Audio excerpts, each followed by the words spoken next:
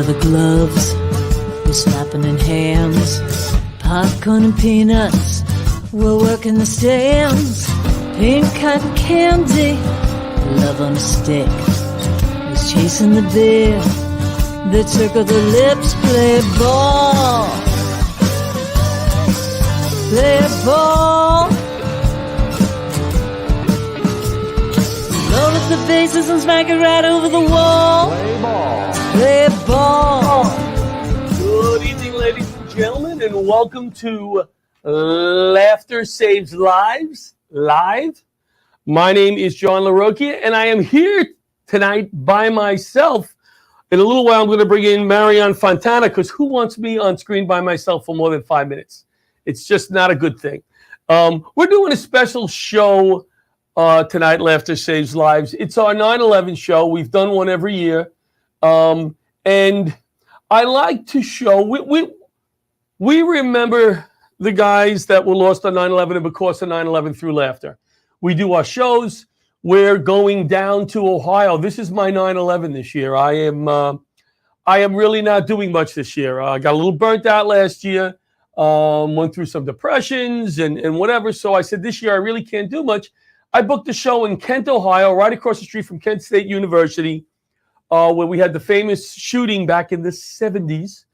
We're going to bring laughter where there once were tears, and we're going to raise some money for an organization that's going to buy coats for kids who do not have coats this winter. We all have kids. Everybody, I think, on the screen that I see that's coming on the show is a kid or has kids or has relatives. These kids have no coats in the winter, and I can't fathom that. So we're going to buy some coats in memory of my guys who were lost on 9/11 and because of 9/11. On the 13th is the show. I'm driving down on the 12th, going to clear my head. That's what we're doing. But tonight what I want to do is I want to show a different side. We hear about 9/11 and we hear about who was lost and who died, and it was sad, obviously. But not only were these guys heroes and firefighters, cops, EMS, they were also fun. They were also funny. And I want to try to show a little bit of that side for a few of the people who were lost on 9/11 and because of 9/11. And I have on some really great people. I want to bring on Marianne Fontana right now. I think I've been on long enough by myself and didn't make an ass of myself. That's good. Bring out Marianne. There she is. Hey, how are you? Thank you for being here tonight. Oh, it's great to be here. Thanks for all you do. Oh, well, that's very sweet. It's so funny because I am as Marianne is a big video guy. Like, I will video call people on Facebook, and most guys will answer, and a lot of women will not.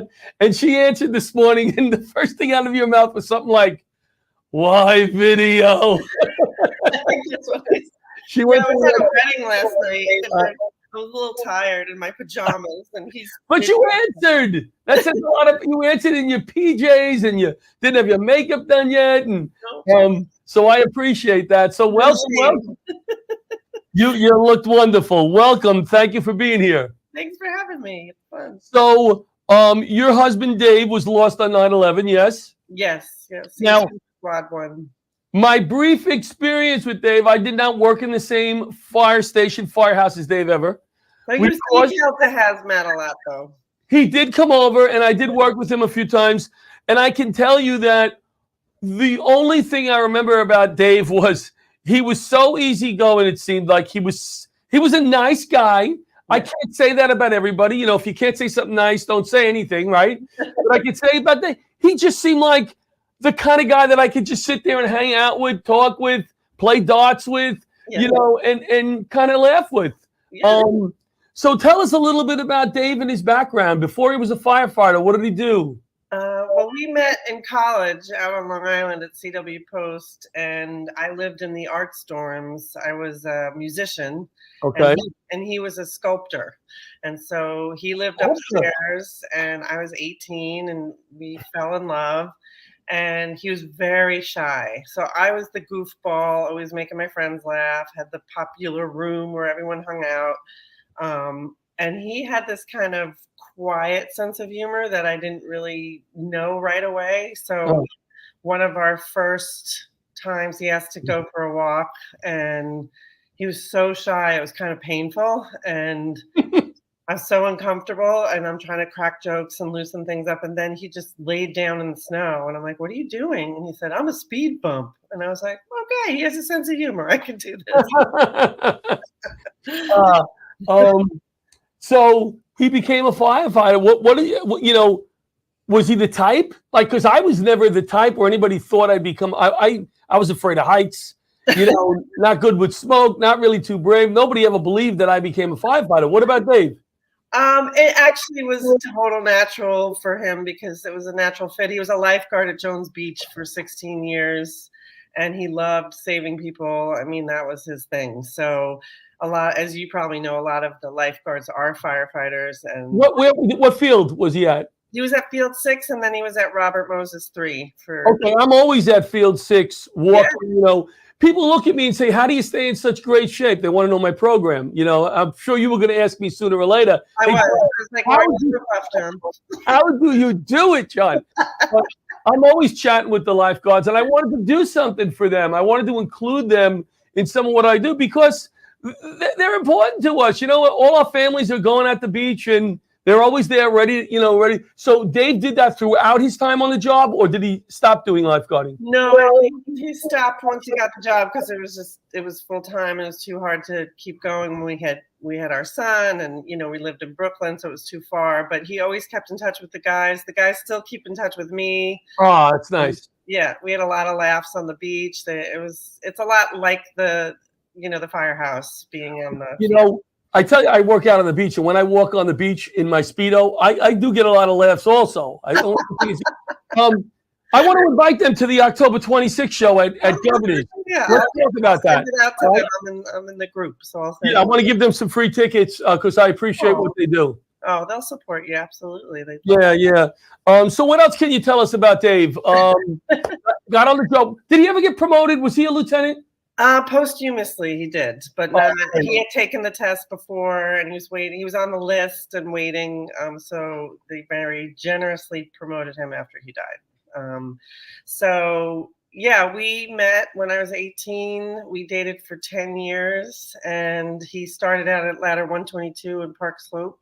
So we were in Park Slope, and then he transferred over to Squad 1, which, as you know, is part of Special Ops. And so. Yeah, it's funny because he was, like I said, he was shy and quiet. So his humor was very shy and quiet and surprising, like not unlike me and you who are always making jokes and, doing pratfalls or whatever. He was the guy who quietly laughing along, but he had his own brand of humor that I didn't even know a lot of it until after he passed, when the guys would come up and tell me stories. At his memorial, and it was so funny. I do remember there was a guy, Owen, in his firehouse that just passed at 122, and he made the mistake, as you know, John, don't tell the guys any of your secrets. So Owen came in and said, the crows, they're waking me up every morning at 4 a.m. I can't stand it. I'm dying over here. I'm so tired.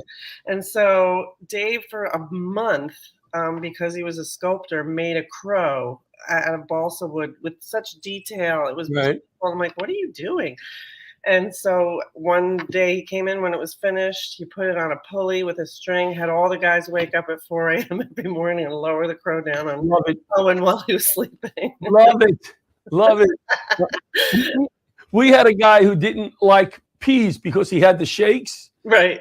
So we made peas once for, a vegetable. And he said, "Hey guys, could you not make peas anymore?" The next meal when he worked was just a bowl of peas. Yeah. That's all he made was a big bowl of peas. That is so great. So anything else you want to tell us about Dave? Sure. I mean, like I said, he's a surprising funny. I mean, he always made me laugh. He used to, but a little cruel like you firemen can be. He used to be driving, and I'd say, and we'd be on a long road trip or whatever. I said, "You tired?" He's like, "No." And then he'd close one eye that I could see.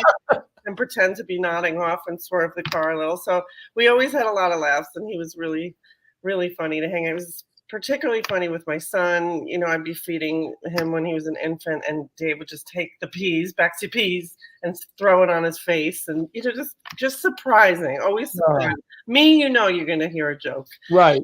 He was always surprising. Well, I'm glad you filled us in a little more about Dave, so that people get to know him a little better. Yeah. Who are watching. And what we're going to do now is I want you to kind of act as my co-host for the rest, because I've been told, you know, don't do this stuff by yourself, John. You're going to make an ass of yourself. Bring somebody else on. And I asked you before to come on, and you said you would kind of hang out with me as we bring in our other guests. The other end. Yeah. So thank you for doing that. Next, we're going to bring in Bob. You back there? Oh, you know what? Yeah. I should have said that up front. We are brought to you by the law firm of Barasch and McGarry, lawyers for the 9/11 community. We also have sponsors, LifeVac. Uncle Giuseppe's just became a sponsor. Nice. So we're going to be getting some Italian food in here to eat on the air. Our producer loves that when we eat food on the air. And an Italian. Yes. And all of us restoration. We just got 2 new sponsors. So we're excited about that. So let's bring on a gentleman that I worked with. I did use the word gentleman, firefighter, Joe Napoli. Hello, Joe. You're muted. You're muted. Go get Nancy. You're muted. All right. Hello, everybody. You did that without your wife? I'm a mess without her. Joe, love having you on. Joey was the one after 9/11. I tell you, that made me laugh a lot when I needed to laugh at times. He's a very, very funny guy, very dedicated firefighter from Brooklyn. Woo! Brooklyn. What part of Brooklyn, Joe? Red Hook, baby. Red Hook, baby. There's 2 sections now of Red Hook. There's Red Hook, and then there's Red Hook Baby. Joe was he was in the baby section. And before you came to the hazardous materials unit and worked with WA, where did you work, Joe? Engine Company 321 in Marine Park, Brooklyn. Yeah, and you know what? You can see the pride in a fight. When you ask him where he worked, Joe didn't even realize it. He's a funny guy. He's smiling. When you ask him where he worked, his face changed a little bit, didn't it? And it was like, man, I am so proud of these guys that I worked with. Am I right, Joe? Oh my God, yes. I mean, he worked with guys in that company, just like we all did when I was in line of 12. You look back and you go, man, there aren't people like this at other jobs. There probably are, but to us, they're not. No. They're not. They're special people. You want to talk about somebody today, Joe? Sure. Well, in 321, we called it 3-2 fun. So we had a lot of fun there. It's actually hard to talk about. I know. But to come up with a G-rated story, right. So hard. and what it is he's getting emotional. I get emotional about these guys because we missed them and they were special every day. But they made us. All right. Story. Greg Sorcino. Okay. Ladder 5. You started out in 321. Built 5x5. He had huge arms, big, muscle-bound guy. Kid. He was a kid. His job before he came to us was a paper boy. So he rode his bike to work. We used to put like newspapers all over it because he lived in the neighborhood. And I mean, he was brand new, and he was so happy because he was working Thanksgiving, and he knew how special Thanksgiving is in the house. It's oh, I'm sorry. So anyway, we all cook. We have a great meal. Greg falls asleep on the couch. A probie fall asleep on the couch. I go, what are we gonna do? Joey, so then I go, a probie. I'm sorry. Don't wake him. I said, why a probie can't fall asleep on the couch? Oh, his first Thanksgiving, we're in the sink, we're washing, and I go like this. I got it. So I go out to the apparatus floor, and I grab one of those gray EMS blankets, and I put it around myself like a bat. But the only thing I'm wearing is my socks. And I'm calling Greg. Greg, get up. And he gets up, and I open it up like a bat and just lay on him. And I snuggle him, and we're laying there snuggling, and I'm explaining his duties as a probie.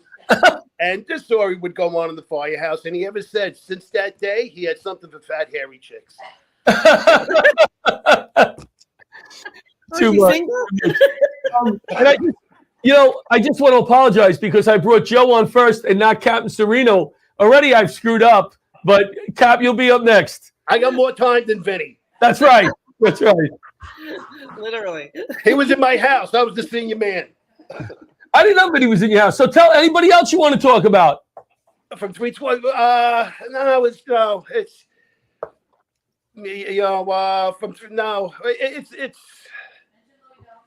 It's hard. Yeah, it's funny. I was recently working on a display at the Museum of American Armor. They asked me to create something for 9/11, and I had a visit by Louis Valentino, who was gone way before. So, what do you mean by visit? Huh? What do you mean by visit? I talked to him in my sleep. You know. Yeah. You want to wait, Joe? I think we have some pictures of that exhibit that you're doing at the okay, good. Magazine. Bobby, it's hard. Nice. What are we seeing here, Joe? What they did is they asked me to create something from 9/11. Right. What haunts me from 9/11 is that fence. So I recreated that, right? And I actually got a sewer cap from that was down in Manhattan. So the sewer cap was from downtown.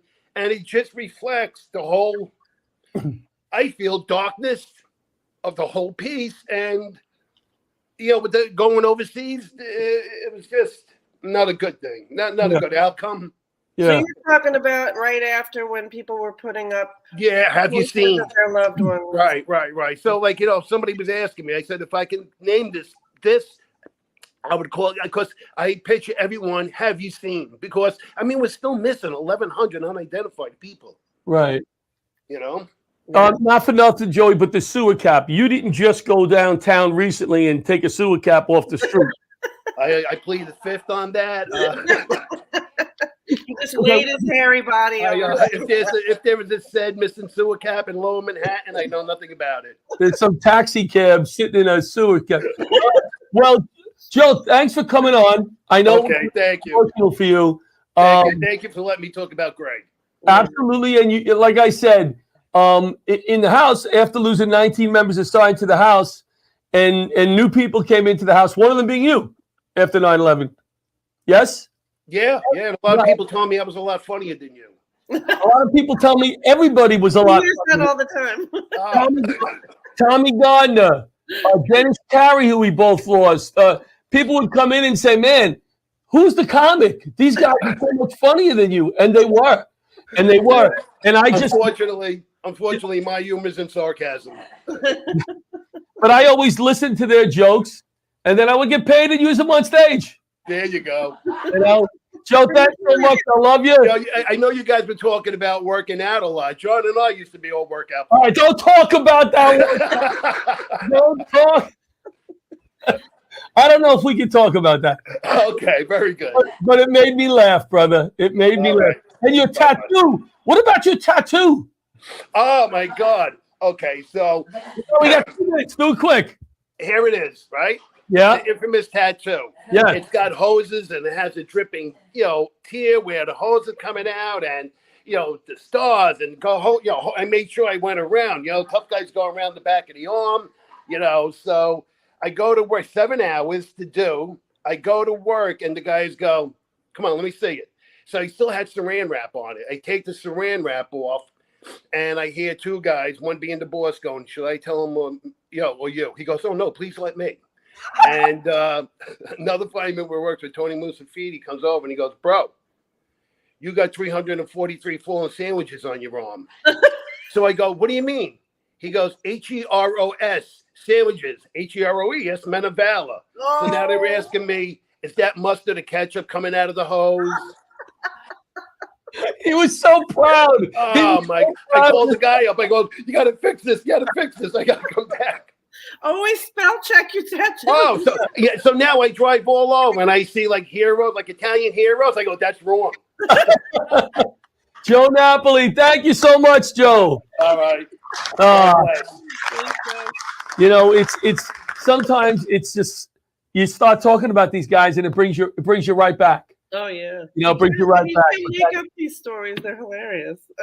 But that was so funny. He was so proud of that tattoo. He was flexing, showing everybody. And I think the first few people didn't notice it, you know?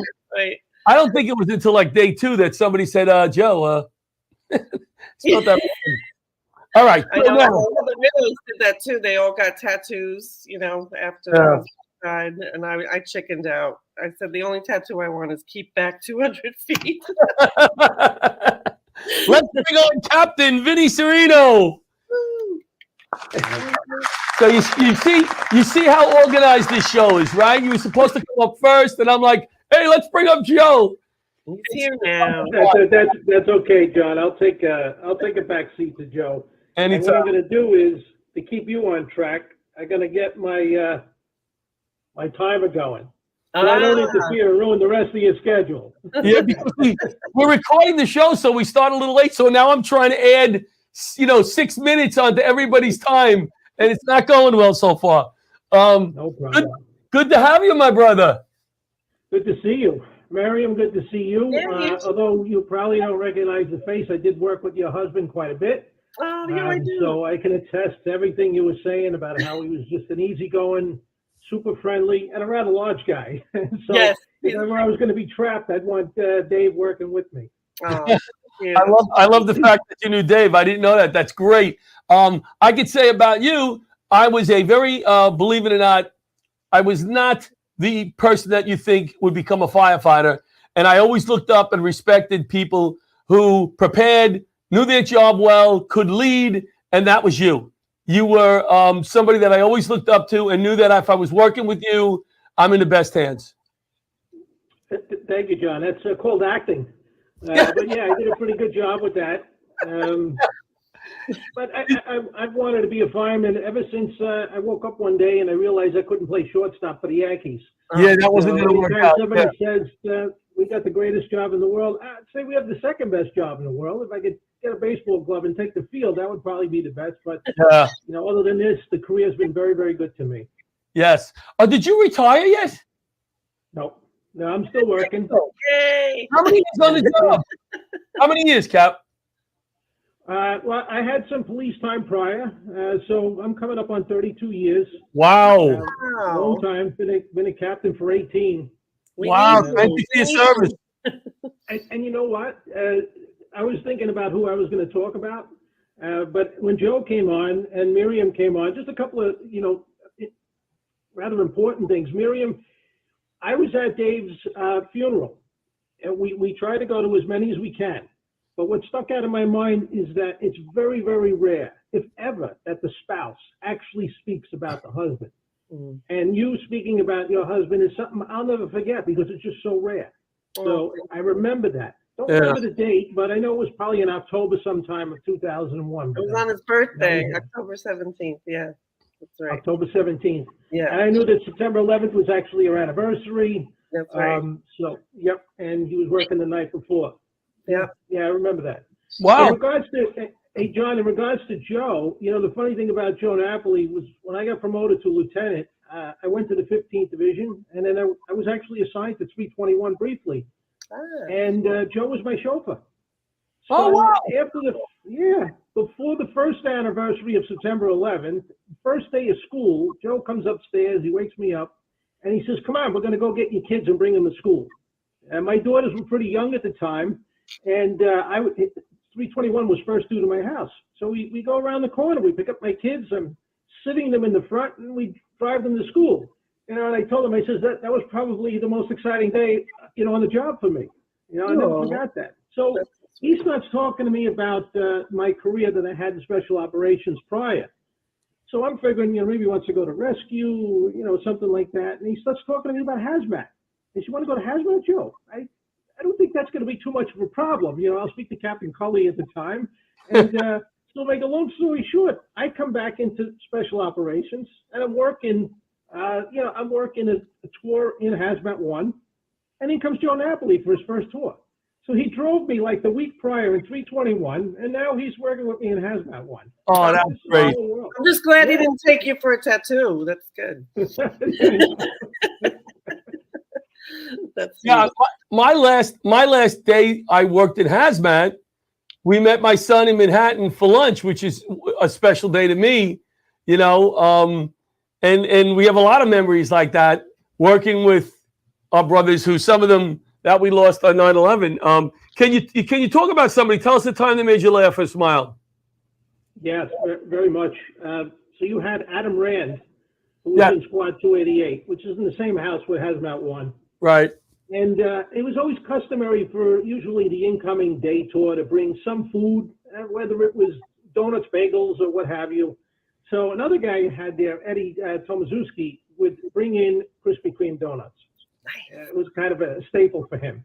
He'd bring them in, he put them on the table, and Adam Rand is in the kitchen, and I'm in the kitchen, and he says to me as I'm going to reach and open up the box, he's, whoa. Don't touch that box. I guarantee you there's two missing. There's two missing donuts in there. So what are you talking about? And the excuse is going to be he ate one while he was online and one while he was driving here in the car. Open up the box. There's two missing. Hysterical. Right? And of course, Eddie comes in again. Eddie, what happened? I think they charged you, for 12 donuts. There's 10 donuts in here. Well, I ate one in the car and I had one while I was online. It was just priceless, And he was just very, very funny guy, Adam Rand was. He was in my probie class, and he was just a goofster. And he could be the subject of the goofing, too, which is also important. Yeah. He could be very funny. Someone's got to be the receiving end, right? I also worked with Adam when he was in Hazmat and Squad. I didn't know him that well, but we were going to do a comedy show. He was also a volunteer firefighter, which a lot of paid city firefighters are on the side.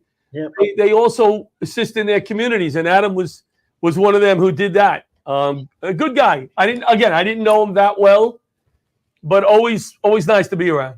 In fact, after 9/11, I got yelled at by one of the new guys in Squad because it was probably a year later, and I really was not making an effort to learn people's names.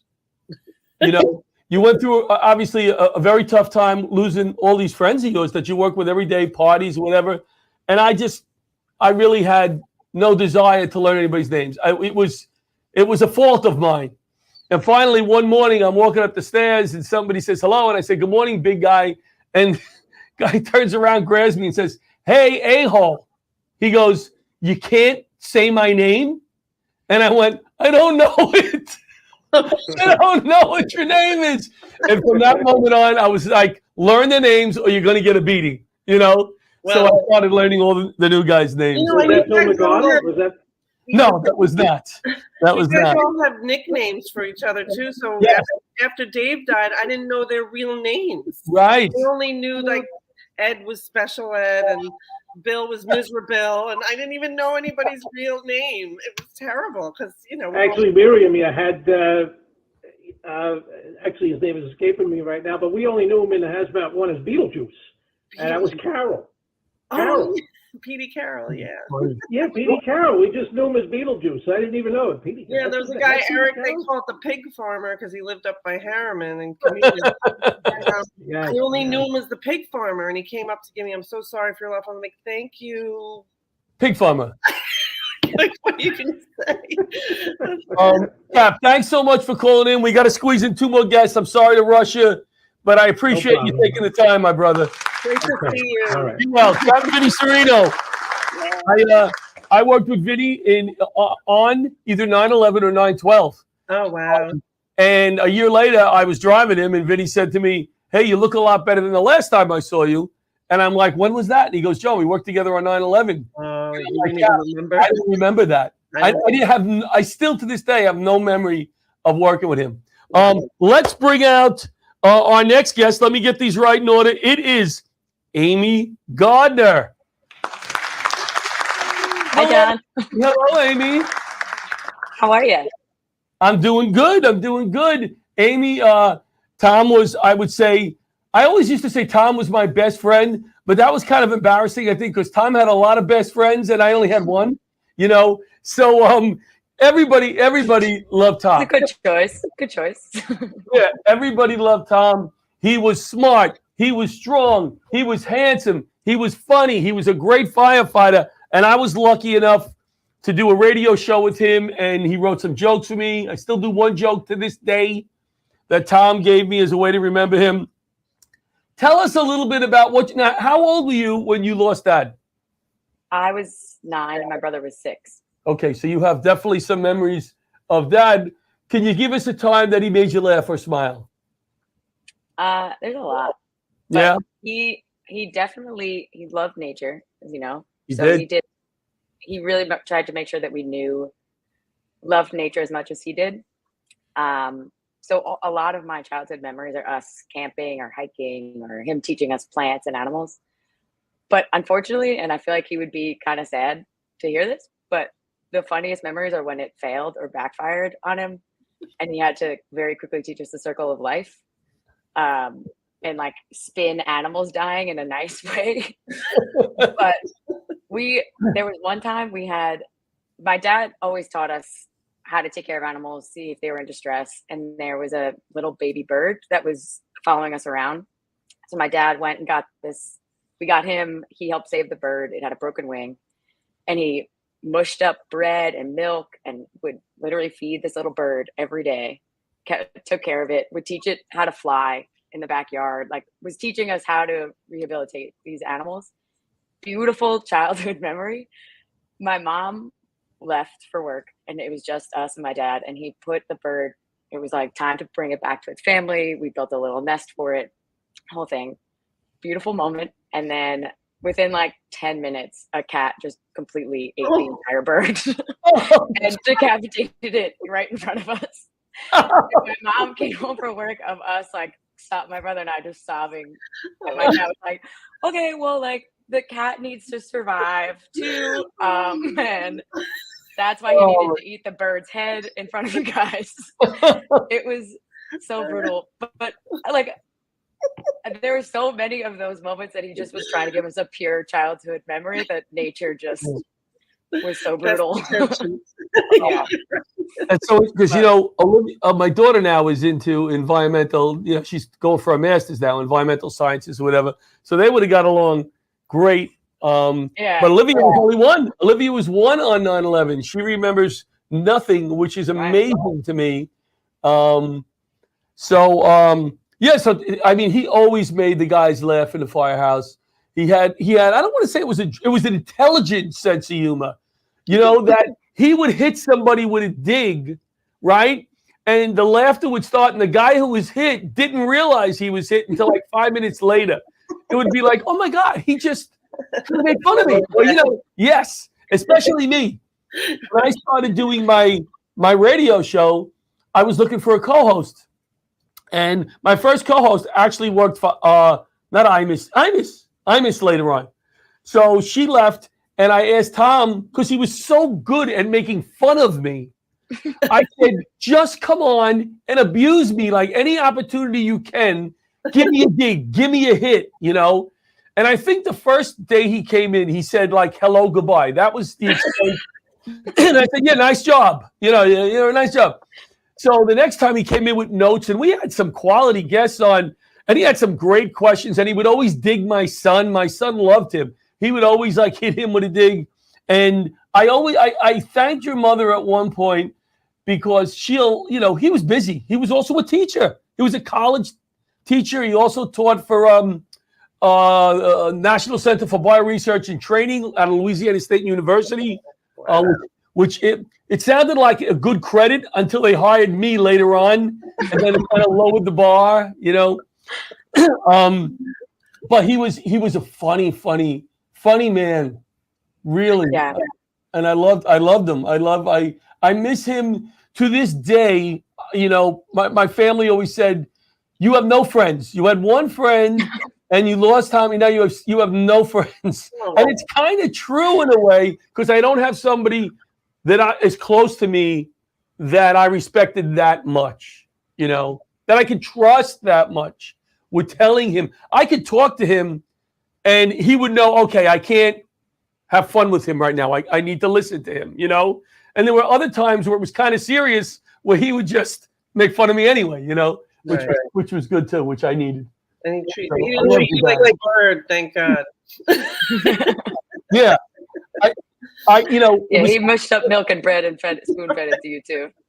It was so important that you were on, because I always need you to know that how special he was to me, and that I loved him. And I always have his picture every show I do. I always tell his joke. Those are my ways to remember him and everybody else. I remember everybody else kind of through him at times, So thank you for being here.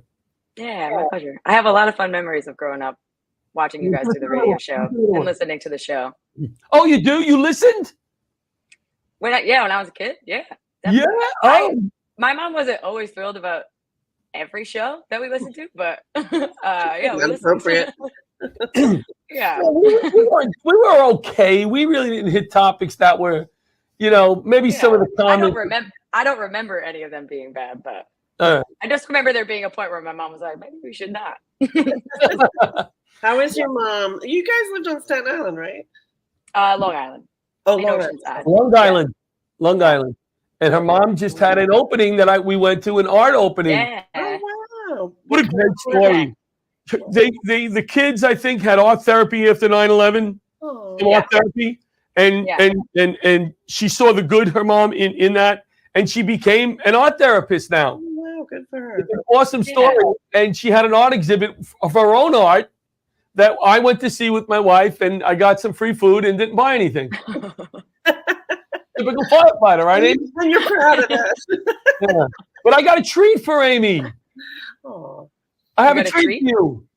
Yeah? Would you like to see your good friend Kate? I sure would. Can we bring Kate in, Bob? Hey, Kate. Hi.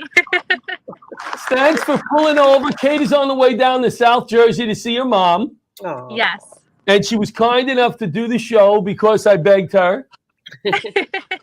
And Kate lost her dad on 9/11. Yes, Kate? Yes. What was your dad's name? Joe Levy. He was a lieutenant at Ladder 15. All right. And how do you know Amy? I know Amy through America's Camp. America's Camp. Can you tell us just a little bit about America's Camp? Yeah, so America's Camp was created after 9/11 for all the children who lost a parent 9/11 or in the line of duty. And it was like the best time ever, because it just brought a lot of joy and laughter to our lives, and it allowed us to kind of escape all the chaos and just be a kid. So. That's great. That's great. And escaping the chaos through laughter or going away to a camp. We went to San Clemente, I think, a year after 9/11. And the reason I went out there is that the guy promised me nobody would know we were a 9/11 firefighter, or, we would just be anonymous. And we went out, my family, it was the first break we had until somebody got word that we were there and wanted to do a local story. And I said, the only way we'll do a story is if the family that gave us the condo for free, it was a doctor out there, was involved and came out and was in the pictures and all that. So it turned out to be a nice relationship, because I helped their daughter move into St. John's University years later. So it's pretty cool. Tell us a little bit about a time your dad made you laugh or smile. Yeah, so my dad was a kid at heart, and he just loved doing, having us go on like family field trips and, playing outside and, volunteering for my Girl Scout troop and any of the projects we had to do. He was like very into doing any like science experiments with us. And one of my favorite memories of him was we would rollerblade as a family through Battery Park, like right by his firehouse in South Street Seaport. And I don't know where he got this idea that he wanted to do this as a family, but he got rollerblades for everyone, and we all didn't know that he didn't know how to rollerblade. So he went on our block and put a pillow like in back of him, in front of him, and he just put his rollerblades on and just was going down the block, and people were like staring at me like, what is this guy doing? So he taught himself how to rollerblade, and I'm not really sure why he didn't buy like knee pads or anything, but just Just decided pillow. to wear a pillow Did he instead. like strap the pillow onto his butt? Like, what did he do? Yeah. There had to be some duct tape involved. Yeah, I'm thinking that. That's a good image. You know, we always use that duct tape, firefighter. Yeah. Very resourceful, those firefighters. Yeah. Yes, Yeah. absolutely. That's All right, I'm still looking at the wrong clock here. I apologize. Let me just make sure I'm on track, which I am not. Which I am not. So, all right. So you grew up where? In Pelham, in Westchester, New York. Okay, Pelham. And what did your dad do before he was a firefighter? He was an engineer, so he knew everything about all the buildings, and so I mean, ironically, like the Twin Towers were his favorite buildings, and he knew like everything about them. So he was just very like hands-on. He loved like, you know, being a fireman because, you know, of just kind of understanding all the back behind the scenes of buildings and everything. And then just outside of being a fireman, he you know, his nickname is like Mr. Mom, and also the mayor of Pelham. My mom actually grew up in Pelham, and my dad came to know a lot more people than my mom because it's a very small town, because he would walk into town to the supermarket, which was 3 blocks away, and be there for an hour because he would be talking to everyone and like, you know, wouldn't stop talking. I would go with him and I would be there. I'm like, come on, let's go home. He loved people. He loved people. I love talking to anybody. My family's the same way. Nobody will go out with me anymore. I just love meeting people. Doesn't mean if they're 6 years old, if they're 80 years old. You know, there's always something that you take away from a relationship like that, and I'm sure that's the way your dad was. You talk to somebody, and I always say this, and you're not looking for anything, and they're not looking for anything out of that conversation, and you walk away, and it's like, wow, that was pretty cool.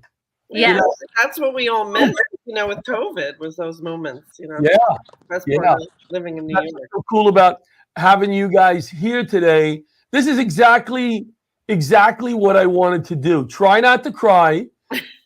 Try not to cry again. And try to bring a light on a few of these wonderful people. Yes, they were heroes, but they were also dads and husbands and kids, you know, of people. So give us another story about your dad. Can you give us another one? Yeah, so we would go to Disney every year, and we would drive. Like, we'd leave at like 4 a.m. and drive to Disney. We'd see my grandparents first, but like, he just was like very into like adventures. So we would get to Disney and we would go right before the park would open. So we'd be like literally the first one to enter into the park, and then we'd be the last one to leave as well. And you know, like, my brother and I would want to go home, and he was the one who wanted to stay. So we're like, who's the kid here? He was a lot of firefighters, I think, are like that. We're kids at heart. We want to go on the fire truck, and we want to play with friends. You know, being at work and being around these guys, like Joe said before, it was fun. You know, when the bell rang and we had to go out, yeah, it was all business, but to be around, you know, there's a lot of downtime. You're making meals. You know, we really enjoyed a lot of these guys' company, and to lose them the way that we did, they're not family like your dad. Your dad was your dad, but they're family in so many other ways to us. Yeah. And you know, we never recovered. That's why I do this and do stuff, because it's therapeutic for me to be able to have you guys on today to take the time to do this for me. Thank you, Amy. Thank you, Marion and Kate and Joe and the staff. Because you're important to me. You know, you're important to me. So thank you for doing this. Bobby, how much more time do we have with our 10 more minutes? All right. Because Amy was going to do a dance for us. She said she wanted to do this dance. Did I get that right, Amy? Was it a dance or a song? Yeah. You can do the America's Camp song. Yeah. My son went to America's Camp. It was fantastic. And Oh, I was such a nice. nervous Nelly that first year you guys went that I actually got an Airbnb in Lennox to watch him with my binoculars to make sure he was okay. And I have to I think there was a group of moms that did the same thing. Yep, my mom did that. Yeah, and we were so nervous, and we were all crying in the parking lot where you guys got picked up, but it was so beautiful to watch what went on there. It was just incredible, and a lot of laughter. I mean, it seemed very healing that they did a lot of fun stuff with you guys. It was awesome. And you guys are still involved with the camp? They aged out. Friends, yeah, but the camp ended after the 10th anniversary. Right. Okay. But all of us are. I don't know if your son feels the same way, but all of us are still very close. Yeah, he's a lot of them. I know you were a little older. He was 5, and so now he's 26. But he's still in touch with some of the kids. Yeah, not many anymore. But, that's great. Yeah, that's great. It's very sweet. Yeah. Usually on the 10th we all get together because down by the site they close it down for families. So a couple of us from America's Camp just know to meet down there and drink before. No, it's fun. I love that you guys are still connected. That's nice. Cool. It's nice that was there for you. Yeah, yeah, it really was. I'm so grateful. It was a game changer for sure. Yeah. No. Right, so here's what I want to do now. I want to thank you guys. If you want to watch are any of you familiar with Becky Shaver? No. Okay, see if you remember this, Marianne. After 9/11, a young lady, a gospel singer from Texas, wrote a song. Well, she didn't write the song, "In the Arms of the Angels" by Sarah McLachlan. Yeah. Okay, she changed some of the words and made a disc recording and sent up, I don't know how many copies, 500 copies. And firefighters and their families got their hands on it and played it, and others listened to it, and they said, we want a copy of this. So I don't know if it was the commissioner or the chief of department reached out to her and said, can you make us, I don't know how many thousand more copies? So she wanted to do something more than that. So she got on a bus and she drove across country and stopped at fire departments across the country and sang the song. Oh, wow. Got to New York for 3 days, sang the song at firehouses, especially those that lost somebody, some funerals, memorials. 3 days, the cops whisked her around the city. And then she got on the bus, never to return to New York.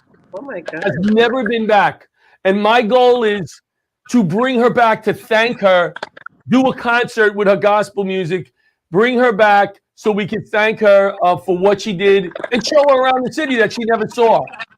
All she saw was the back of a police car. So this song is it's really going to hit your heart if you want to watch it. If you want to tune out, I don't blame you because I'm going to be crying here watching it again. Yeah, but there was supposed to laugh, John. The laughter is over here now. The laughter is gone. Getting serious. We're done with it. But if you want to go on YouTube and look her up and look up the video that she made, there was 2 videos, an extended version of her coming across country and then the short version of just the song.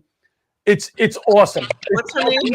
She is one of the people in my life that I feel closest to God when I watch, when I talk to.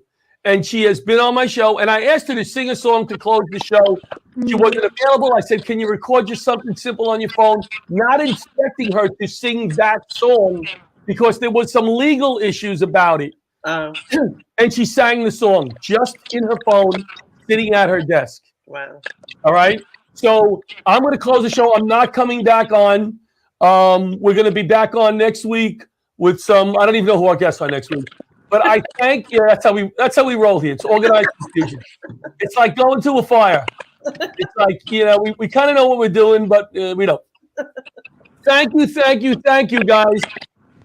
Thank you. Thanks for having us. Yeah, thanks, John. I will see you soon. And if you want to hang out, this is Becky Shaver from Texas, who did this just for us today. Hey, you guys. This is Becky Shaver in Texas. This is the start of the month every year that I start thinking a whole lot about all of you. I think about you during the year, of course, too, but this is the time in my life every single year that I stop and reflect on those days. And I want you to know that I'm praying for you. And I have the same message today that I had yesterday. It's every bit as true today as it was yesterday, and that is there is still hope for tomorrow. And John's been asking me for a long time to do this, and I think it's time. We have a little bit of a thunderstorm going on right now, so hopefully that's not a problem, but this is for y'all.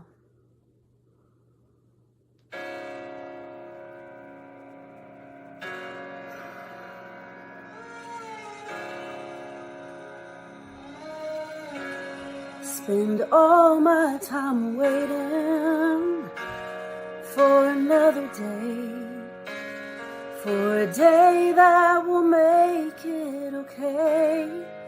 There must be a reason, but I don't understand why I'm here and you were taken away. No way of knowing, oh, you didn't stand a chance. One's mind cannot fathom such hate. But if you can hear me, I want you to know I would gladly have taken your place in the arms of the angels, far away from here, in your peaceful surrender. You stood tall in the face of fear. I will never forget you. I salute you, my dear friend. You're in the arms of the angels. We shall meet someday again. Ooh.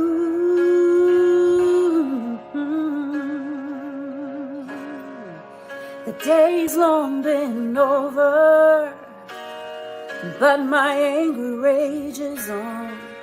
Memory seeps from my veins. The world keeps on turning, but it's not like before. Life will forever be changed. A solemn reminder, oh, that freedom has a price.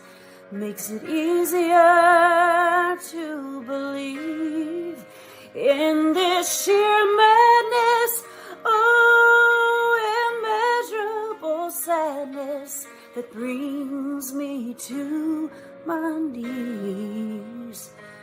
In the arms of the angels, far away from here, in your peaceful surrender, you stood tall in the face of fear. I will never forget you. I salute you, my dear friend. You're in the arms of the angels. We shall meet someday again.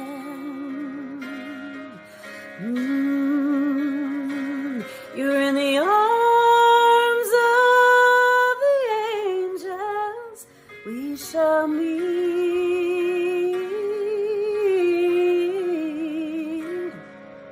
again. Oh, we will. Oh, we will, we will.